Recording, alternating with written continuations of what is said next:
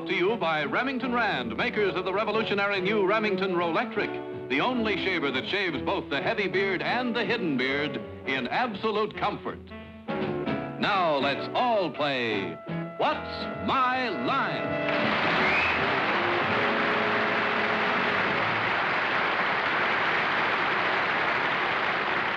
And now let's meet our award-winning What's My Line panel. First, the popular columnist whose voice of Broadway appears in papers from coast to coast, Miss Dorothy Kilgallen.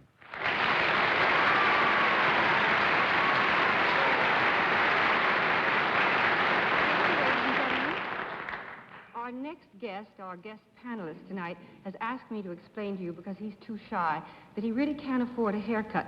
But he's had to let his hair grow for his role, and I understand he's wonderful in it, in the Lincoln-Douglas debates. We're very happy to welcome back Martin Gabel. Thank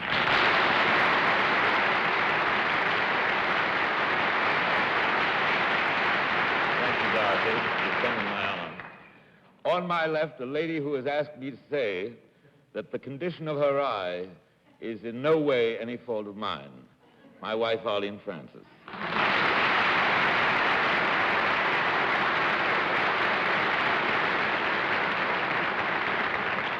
I think that clears it up. I hope so. And now a gentleman who acquitted himself admirably last night in the Mike Wallace Inquisition, who comes to us tonight with no scars whatsoever, Mr. Bennett, Cerf.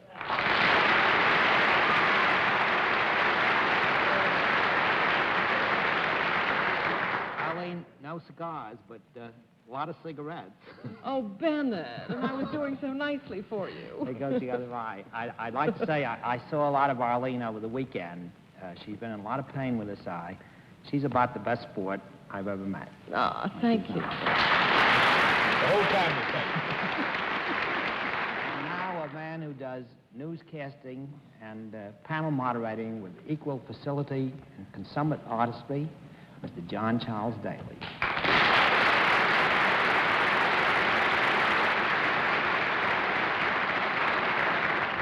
Good evening, ladies and gentlemen, and welcome to What's My Line. We have some very interesting occupations tonight. As a matter of fact, the panel are going to think that they're more interesting than usual, because I think the first thing I should tell them is to please put your masks on, because we've got some special surprises for you. Fine. We'll also have a famous mystery guest before the panel a little bit later in the show, and we'll meet our first challenger in just 1 minute. And now it's time to meet our first challenger. If the blindfolds are all in place, are they? Yes. Yes, sir. You look fine, too, panel. Will our first challenger come in and sign in, please?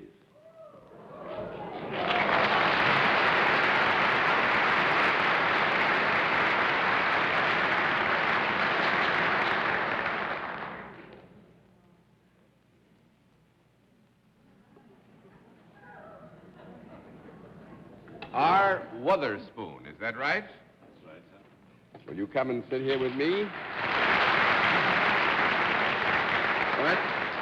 I wonder, are you familiar with the way we keep score? Every time you can give a no answer, we flip a card, 10 flips, and you have won the game. That's good. On that basis, let's let the people at home and our friends here in the theater know exactly what your line is.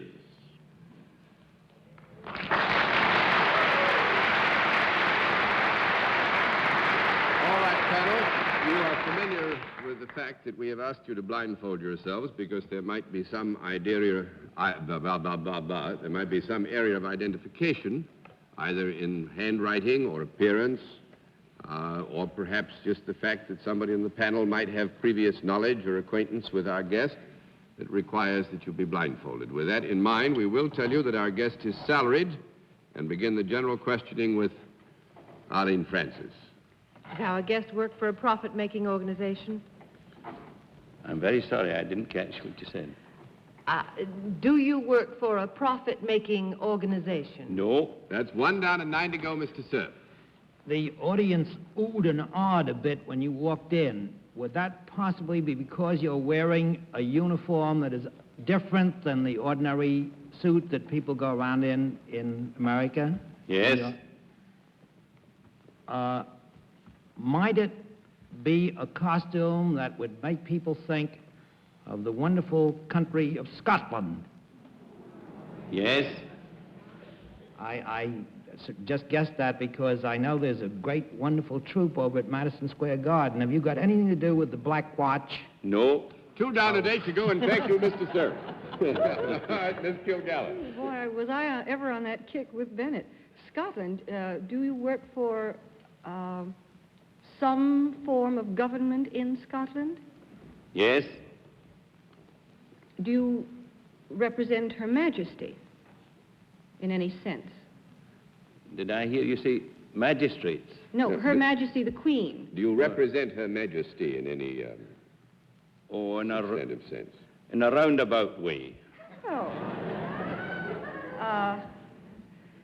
Do you perform a local function in Scotland? That's right. Is it a city position?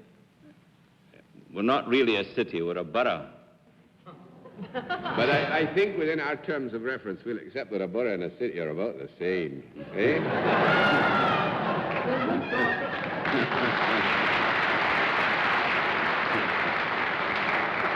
All right, you're New not York far has wrong. 5 boroughs down.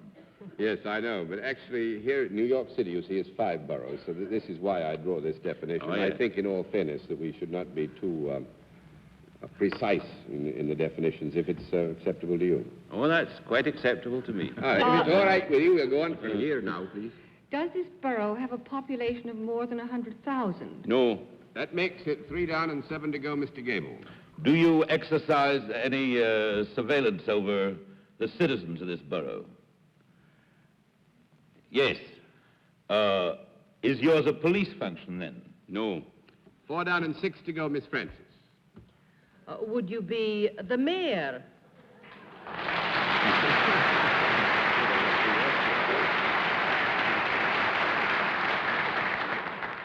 Yes, we would have to agree with that, Arlene. Just for fun, let's see if you can find the community in Scotland of which our guest is the mayor. Well, I don't know how many people live in Dublin. And I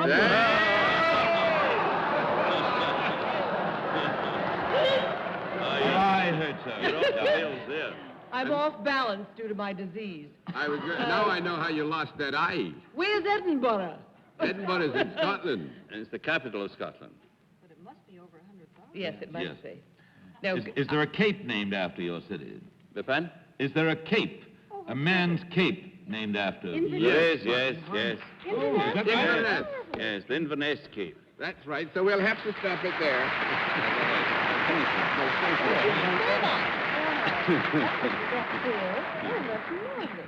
Dublin.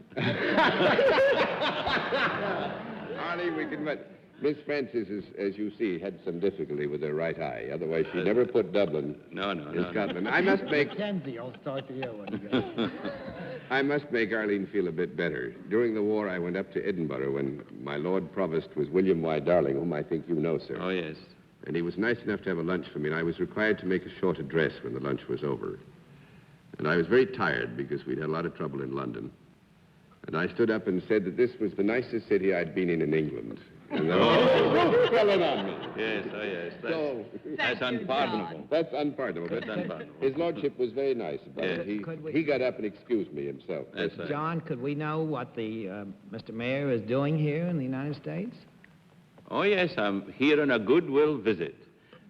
There are so many Scots in Canada and America that we wanted to, shall I say, recharge their batteries and let them continue to have an unrestricted interest in Scotland. Are you not here?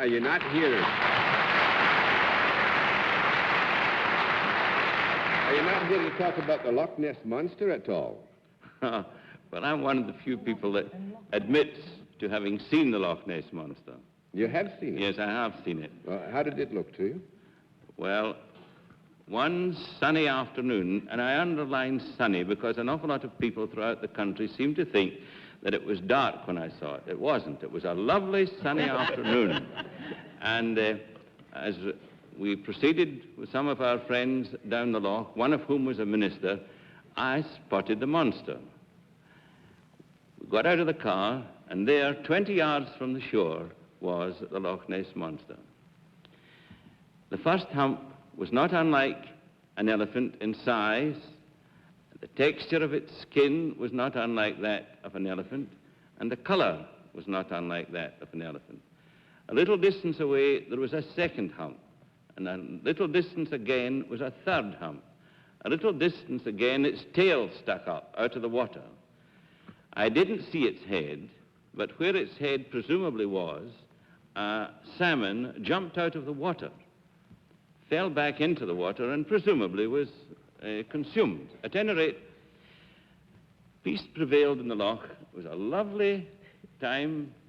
There was just like a mill pond. The Loch Ness monster straightened out, turned, and went right into the middle of the loch. Now, there are so many skeptics. Yes, Dorothy. Mr. Mayor, are you sure that you're not over here representing the famous Scotch brewing industries? Are you sure you're not here representing the famous Scotch brewing industry? No. Because they need no representation here. I would say this, that we do thank you very much, sir, for taking of your very spare hours in our country to come and join us. The mayor of Inverness, really, I think in your country better known as Lord Provost of Inverness, and this regalia of office he was nice enough to wear so we could see it. Thank you very much, Mr. Weatherspoon.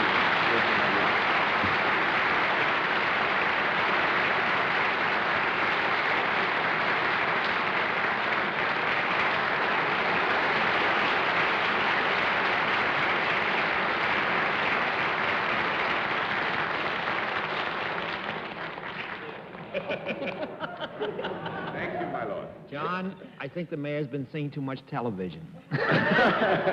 No, I don't think it's that, because the monster predates television even, you know. Like the Sputniks. All right, now let's see what we can do with the second challenger. And congratulations, panel, on a very fine start. Would you sign in, please, sir? James A. Sperry. Right, sir? Mr. Sperry, where are you from? Elmira, New York. Elmira, New York. Fine. Mr. Sperry, the panel. Panel, Mr. Sperry, will you join me over here? Mr. Sperry, you familiar with the way we keep score? Yes. All right, then let's let everybody at home and everybody but the panel here, except the panel rather, know exactly what your line is. All right, panel, Mr. Sperry is self-employed, and let's begin the general questioning with Bennett, sir. Mr. Sperry, is there any product involved with what you do? No. None? No, not by our normal terms of reference, panel. That's 1 down and 9 to go, Miss Kilgallen. Then you deal in services. Yes, ma'am. There's a racetrack at Elmira, isn't there? County racetrack. Do you have anything to do with sports of any kind? No. 2 down and 8 to go, Mr. Gabel. Is most of your work done indoors? No. It's no time. 3 down and 7 to go, Lady Hathaway. Well, is it done in Dublin? I would imagine. What you do could be done there, could it? I would imagine. Really? Do people come to you in your work? No. That makes it 4 down and 6 to go, Mr. Cerf. Do you come into direct contact with people, Mr. Sperry? No. 5 down and 5 to go, Mr. So far, Kilgallen. we've learned absolutely, flatly nothing. Oh, not a bit Well, of it. he's outside. He works outside. He doesn't come into direct contact with people. What he does is done in Dublin. What more could you want, Martin? I myself want nothing. I'm humble. When you do what you do not indoors, do you do it out of doors in the open air, not in any enclosure, even an airplane? That You're is on right. the ground, on solid ground, Oh, yes. not at sea. All right. Do you have anything to do with animals or the soil? Indirectly. Well, this is... Actually, Dorothy, this is so large a question, you know, that we'd have to give you a yes to it, but Well, I don't be meant it to be don't be large. misdirected by the affirmative reply. Indirectly, something to do with animals or the soil. And you do this more or less in solitude? You can work alone in what you do? Yes, I guess so. Well, if you Good. don't come in contact with people, Does Not that mean that you have no assistants or no team working with you? No, ma'am. No, you get a no on that because the issue that you come in direct contact with people had application to the provision of services. Now, that he may work with other people. I did not so interpret it, John. Well, I'm sorry, because he can do it alone, but at the same time, he does it in concert with others who do the same work he does. Well, we've learned something, haven't we, Morton? Yes, 6 down and 4 to go, Mr. Gabel. Do you work for a profit-making organization? Yes. Thank you. I thought he was self-employed. Self-employed, which would make it automatically that. Yes, well, I didn't question it. It was just my colleagues that got so upset. I realized that a man can work for himself and work for a profit-making organization. The government. Do you, is your work more physical than mental? Yes. Would you say, since soil and animals seem to be involved, or one or the other, is it an agricultural pursuit that you... No, I don't think we call it agricultural. That's My logic was reasonable, though. Beautiful. 7 down That's and more 3 to go, important than Miss getting a Fred. yes, John. Oh, it's beautiful logic, Martin, and you will see why it cannot be so in a bit. Mr. Sperry, is it possible that you deal with things that nobody wants? Yes, that's possible. Do you have anything to do with garbage in any way? No. No garbage. 8 down and 2 to go, Mr. Cerf. But it is so that you deal with things that nobody wants? Mm-hmm. Yes. Substantively, yes. I didn't think anybody didn't want anything except garbage. Now, see, we can eliminate money. We can eliminate girls. How about anything that is it something that's been used up? By this, you mean literally consumed? I don't mean garbage, but something that has been used Well, up. I would say that anything that Mr. Sperry finds useful in terms of applying his service to it has been functionally exhausted. Might you have anything to do with the junk business in any way? No. No, 9 down and 1 to go, Miss Kilgallen. Do you take things from one place to another? Yes. Do you transport them by a vehicle which has wheels? Yes. Do you then dispose of them? Yes. Well, if it's not junk and it's not garbage, is it trash? No. No, not technically. That's 10 down and no more to go. This is a little bit rough, and actually it's one of the toughest things we've ever given you to do because your basic reference term is a little bit out of whack here. Mr. Sperry is a street cleaner, but his community, Elmira, doesn't have a street cleaning department. He does it for everybody under private contracts and things. They do have a street cleaning department. The city of Elmira, the village of The Elmira village Heights. from Elmira. But they don't have any trash in Elmira? No He just garbage? sweeps Very clean city. the streets. Just do the streets. He doesn't pick up the trash around the Would places. you show us that again, John? Very interesting.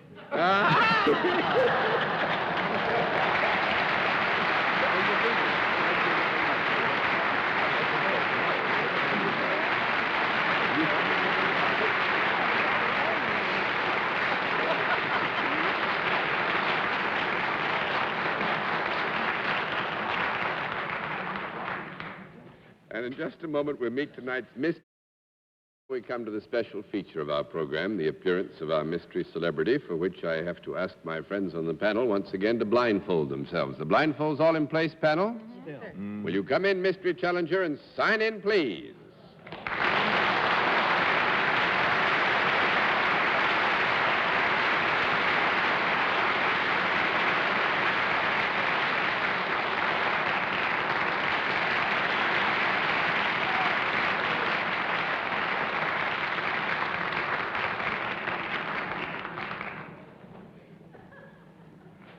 All right, panel, as you know, in the case of our mystery challenger, we go to a different form of questioning. You will ask one question at a time in turn, moving clockwise.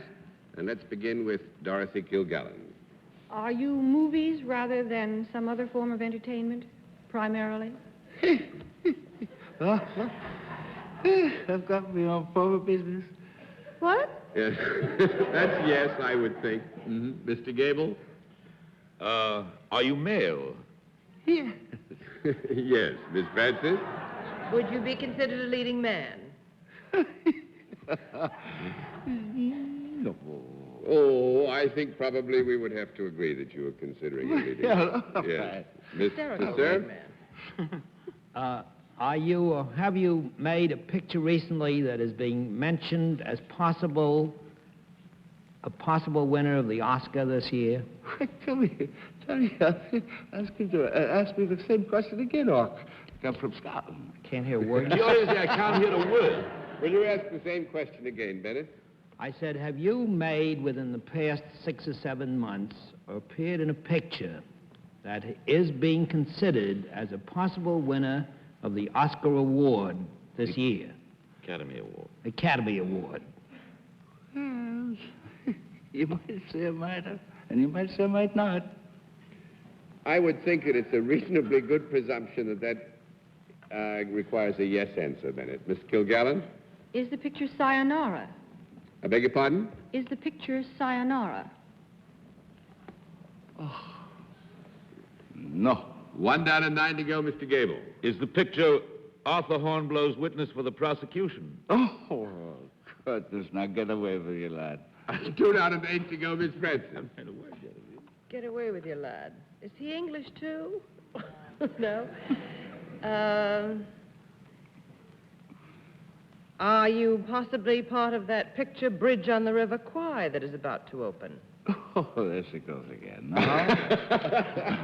That's not I in don't Dublin. think he's trod that bridge as yet. That makes it 3 down and 7 to go, Mr. Cerf. Is it a picture that depicts in a rather humorous fashion some of the goings-on in either the Army or the Navy?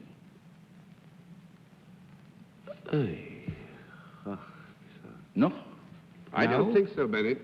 I hope we're not misleading you. 4 down and 6 to go, John, Miss am I right in Kilgallen. thinking that the function of a disguised voice is not to eliminate communication, only to keep us from guessing the man's me, voice? lad. My goodness me, I'll tell you my voice if you wish.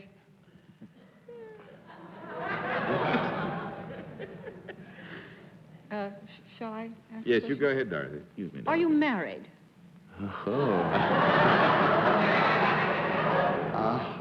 What's your list? Yes. Yeah. Mr. Gabel.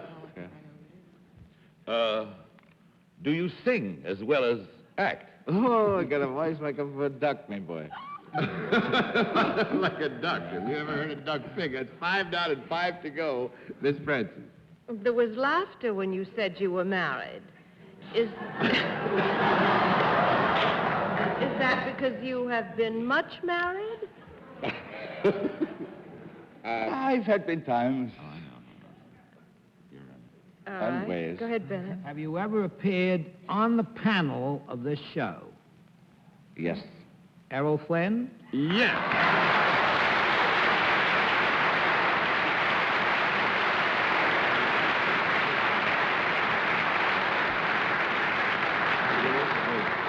And actually, before Errol goes, let's get this.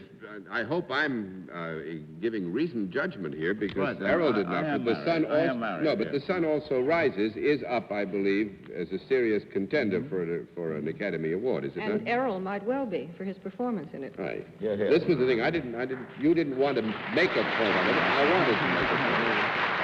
Thank you, sir. Nice of you to come and join us. Good to have you back with us again. Thank you. Say good night.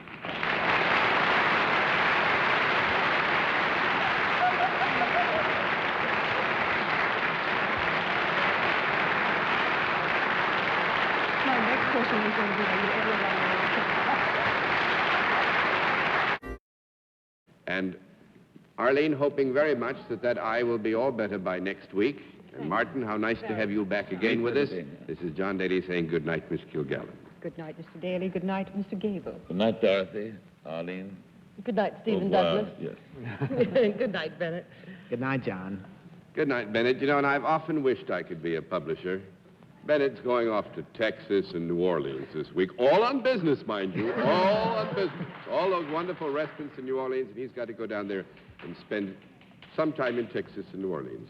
You were an actor, publisher, John. Bennett. You go to Lynchburg, Virginia with me tomorrow. We'll go to Lynchburg, Virginia, too. Thanks very much, ladies and gentlemen, for being our guests on What's My Line?